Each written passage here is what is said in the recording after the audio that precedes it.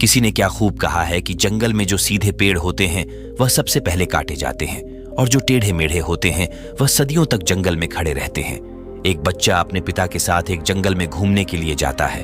वो दूर से देखता है कि एक शेर हिरण का शिकार कर रहा था। उसे बच्चे के मन में एक करुणा का भाव उदय होता है। वह अपने पिता से कहता है कि पिताजी, यह हिरण तो कमजोर है और वो शेर उसको खा रहा है। हमें उस हिरण को बचाना चाहिए। यह सुनकर पिता कहते हैं, लेकिन वो शेर भी तो भूखा है। अगर तुम हिरण को बचाओगे तो तुम शेर के लिए बुरे बन जाओगे। तो इस परिस्थिति में तुम क्या कर सकते हो? अब यह बात हम सबके लिए सोचने की एक जगह, जहां हम किसी का फायदा कर रहे होते हैं, दूसरी जगह किसी का नुकसान कर रहे होते हैं। जैसे एक सिक्के के दो पहलू होते हैं, उसी तरह अच्छाई और बुराई के भी दो पहलू होते हैं।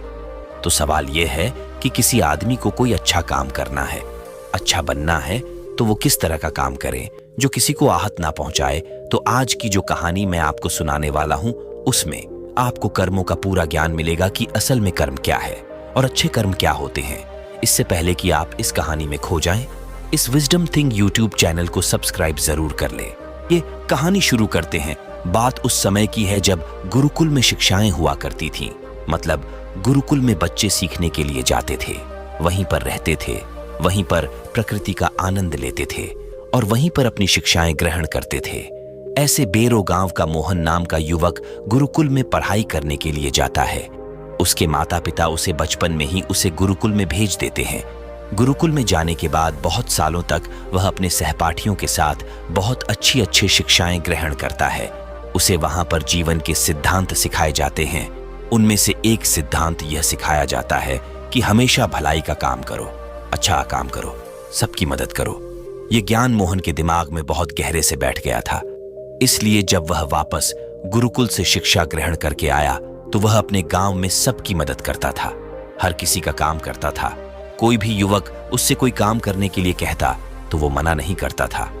लेकिन जैसे जैसे समय बीतता गया, एक दिन उसने अपने कानों से छुपकर सुना कि गांव के कुछ युवक उसका मजाक बना रहे हैं। वह सब कह रहे हैं कि वह तो फायदा उठाने के लिए है, उसके तो मजे लो, उसका तो लाभ उठाओ जितना हो सके। वो किसी के काम को मना नहीं करते हैं। वो दूसरों का काम करने के लिए अपना काम भी छोड़ देता है। बताओ कितना मूर्ख है। यह सुनने के बाद मोहन के कानों में खून उतर आया।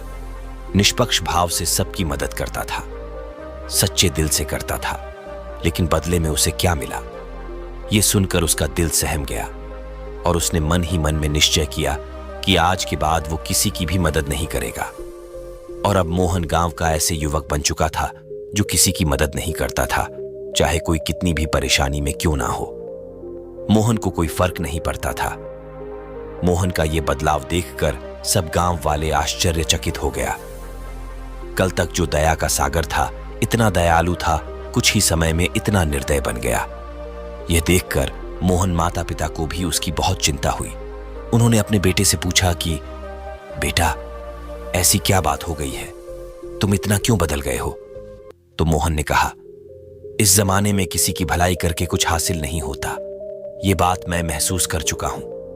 मैंने जीवन में जितने भी गुरुकुल से शिक्षाएं ग्रहण की, वो सारी शिक्षाएं बेकार चले गए हो, व्यर्थ हो गई, क्योंकि यह संसार किसी का नहीं है।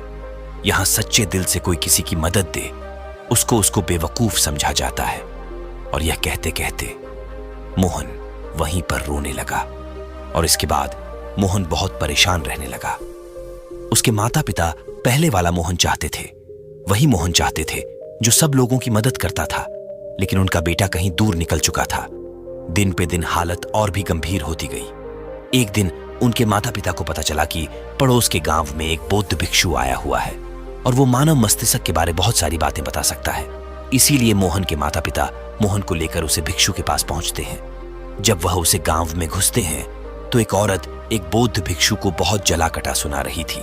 वो कह रही थी कि उनको शर्म नहीं आती, भीख मांगने के लिए आ जाते हैं, दरवाजे पर आकर खड़े हो जाते हैं और पता नहीं ऐसी क्या क्या बात है, लेकिन बौद्ध भिक्षु तो भिक्षा मांग कर ही खाते हैं, उन्हें तो सब कुछ सहना पड़ता है। इसीलिए वह बौद्ध भिक्षु एकदम सामने खड़ा हुआ था। उसमें क्रोध का भाव तिनका मात्रा भी नहीं था। जब उस भिक्षु को उस घर से भिक्षा नहीं मिली तो वो दूसरे घरों की तरफ निकल गया। यह सारा दृश्य मोहन भी देख रहा था, इसके बाद उसके माता पिता उसे गांव के लोगों से पूछकर उसे बौद्ध भिक्षु के ठिकाने पर पहुंचते हैं। वहां पर पहुंचकर वो देखते हैं कि यह वही भिक्षु था जो गांव से भिक्षा मांगकर वापस लौट आया था, जो गांव में भिक्षा मांग रहा था और जिसे वह औरत जली कटी सुना रही थी। उसे देखने के बाद मोहन और उसके माता पिता ने उसे प्रणाम किया और वो वहीं पर बैठ गए। उसके बाद मोहन के माता पिता ने सारी परिस्थिति उसे बयान कर दी।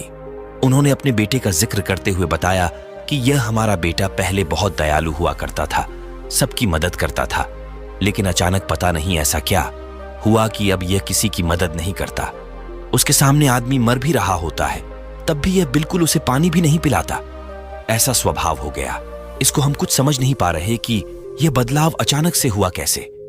इससे पहले कि वो बौद्ध भिक्षु को जवाब देता, वो औरत जो गांव में उस भिक्षु को जली कटी सुना रही थी, वह अपने बेटे को लेकर वहीं पर पहुंच गई और हाथ जोड़कर उससे प्रार्थना करने लगी कि मेरा बेटा बहुत बीमार है।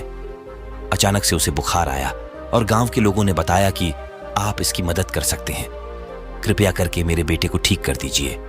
यह सुनकर वह बौद्ध भिक्षु तुरंत उस बालक का उपचार करने लग जाता है और कुछ ही देर बाद औषधियां देने के बाद वो बच्चा बिल्कुल स्वस्थ हो जाता है। ये सब देखकर वह औरत उसे कुछ दान देकर प्रणाम करके वापस लौट जाती है। यह सारा दृश्य मोहन भी देख रहा था। मोहन के मन में एक सवाल उठ रहा था और जब वह इसका कोई जवाब नहीं ढूंढ पाया तो उसने उस बौद्ध भिक्षु से पूछा, शायद आपने पहचाना नहीं, वो वही औरत थी जो आपको जली कटी सुना रही थी, जो गांव में आपको भिक्षा देने से मना कर रही थी। शायद आपने उसे पहचान लेते तो आप उसकी मदद नहीं करते। यह सुनकर वह बौद्ध भिक्षु मुस्कुराने लगता है। उसके बाद वो बौद्ध भिक्षु मोहन को बताता है कि दूसरों की अच्छाई करने से कुछ अवस्थाओं में दुख मिलता है, लेकिन अगर तुम कर्मों का सिद्धांत समझ लेते हो तो अच्छाई और बुराई, इसके सारे भेद तुम्हारे सामने स्पष्ट हो जाएंगे। मैं भली भांति जानता था कि वो वही औरत है, लेकिन मैंने बिना कोई बुरा भाव रखे हुए वही किया जो मेरा कर्तव्य था। जब आप किसी की भलाई या किसी की अच्छाई बिना किसी लालच के करते हो, बिना किसी बदले के करते हो, वही अच्छाई होती है। लेकिन अक्सर हम लोग जब किसी की मदद करते हैं तो हमारे मन में यही भावना बन जाती है कि बदले में वह इंसान भी मेरी मदद करे, लेकिन जरूरत पड़ने पर जब वह हमारी सहायता नहीं करता तो हमें दुख होता है। इसीलिए किसी भी इंसान के साथ बिना कुछ पाने के भाव से उसका भला करो और उतना ही भला करो जितना तुम्हारा सामर्थ्य हो, मतलब तुम्हारी आर्थिक और शारीरिक क्षमता के हिसाब से, ताकि कल को अगर वह इंसान तुम्हारे साथ बुरा व्यवहार भी करे तो तुम्हें उसका खेद ना हो, उसका पश्चाताप ना हो। मैंने तो इसके लिए इतना कुछ कर दिया और ये मेरे साथ अब ऐसा व्यवहार कर रहा है, इसीलिए किसी का उतना ही भला करो जिससे तुम आहट ना हो। दूसरी बात, किसी दूसरे परिवार के झगड़ा के बीच में तुम कभी मत पड़ना। अगर कोई पति पत्नी आपस में लड़ रहे हैं और वह पति अपनी पत्नी को पीट रहा है और तुम उसे बचाने के लिए पहुंच जाते हो कि तुम भी औरत को क्यों पीट रहे हो, तो ऐसा करना तुमको संकट में डाल सकता है, क्योंकि वही औरत जिसकी तुम मदद करने के लिए गए हो वो ये कह सकती है कि यह हमारी आपस की बात है, तुम्हें इससे क्या लेना देना, और इसका तुम्हारे पास कोई जवाब नहीं होगा। इसीलिए दूसरे के फटे में कभी टांग मत अड़ाना।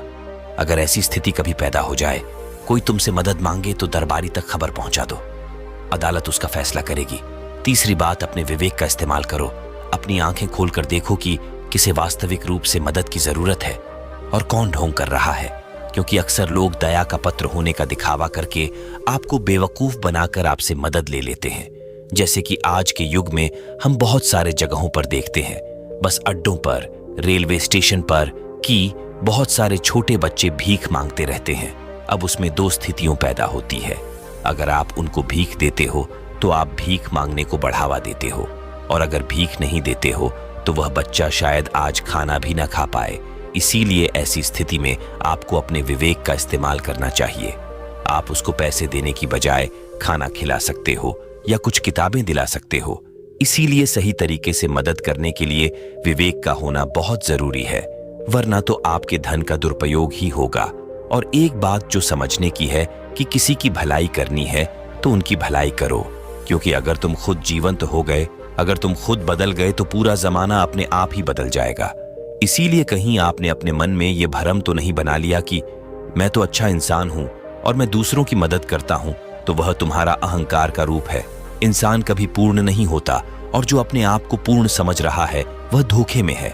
इसीलिए दूसरों को बदलने की बजाय खुद को बदलने पर ध्यान दें, और इसके लिए आपको भीड़ में भी अकेला रहना सीखना होगा। आप सबके साथ हैं, सब में उपस्थित हैं, लेकिन अंदर से आप एकांत हैं, अंदर से आप शांत हैं, अंदर से आप मौन हैं। जब आप अपने एकांत को देख लेते हैं तो आपकी अंतर्त यात्रा चालू हो जाती है। अपने अंदर के एकांत आनंद उठाने के लिए आपको ध्यान में उतरना होगा। आपको रोजमर्रा की जिंदगी में ध्यान कोई हिस्सा बनाना होगा, ध्यान को वक्त देना होगा। उसके बाद आप पाएंगे कि आपके अंदर के एकांत के समान आनंद इस दुनिया के किसी भोग में नहीं है, किसी वस्तु में नहीं है, किसी वासना में नहीं है। नदी के किनारे पड़ा हुआ छोटा सा पत्थर भी उसे नदी के भाव से कट कट कर बहुत मुलायम हो जाता है। उसमें कोई दरार, कोई कोना नहीं बचता।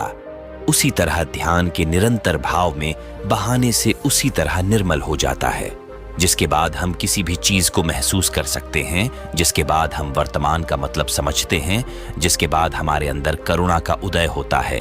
वो करुणा जो किसी विषय वस्तु से नहीं जुड़ी हुई है। इसीलिए दोस्तों, आज से ही अपनी अंतर यात्रा चालू कर दें, अपने जीवन के आनंद को पहचानें, क्योंकि इंसान की जिंदगी बहुत छोटी है। पता नहीं कब आखिरी सांस आ जाए, तो जीवन के जो पाल बचे हैं उन्हें उसे परमानंद में बिताओ। तो दोस्तों, कैसी लगी कहानी? आपको कमेंट सेक्शन में जरूर बताना। धन्यवाद और आपका दिन मंगलमय हो।